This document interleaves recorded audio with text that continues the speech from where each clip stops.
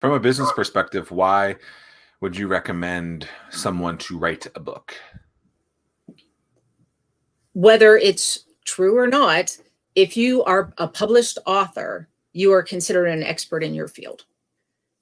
So again, you're selling it in the back of the room. That's great, but it's also marketing. It's getting your word out, and something that is in print that people can go back and they can reference really makes them feel better that you know what you're talking about.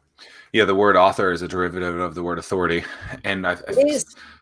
something that's interesting is as more books become electronically read or listened to, do you think that that's something that has leaned one way or the other, or do you think it's still kind of a very factual statement from I an still expert think it's, standpoint?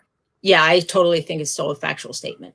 Yeah. Because look at this. I mean, the podcast and everything, it's just an extension of an audiobook. It's a different way to do it.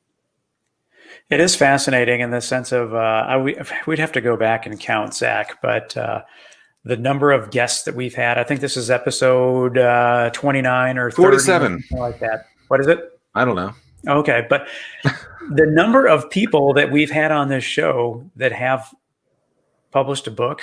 Well, every episode has had a published author on it. It's crazy. And that's just because I've always been on it. Well, but yeah, but beyond that, in terms of guests, yeah, probably 20% maybe. Yeah, we'll have to do the math, but it is amazing how many people it makes a difference have published. But it is very interesting, like when you sit there and like you think about it, like author authority. It's very interesting. I've done a lot of things, not to like toot my own horn, but like this is like I've done a lot of things in the business world that have gotten a ton of notoriety.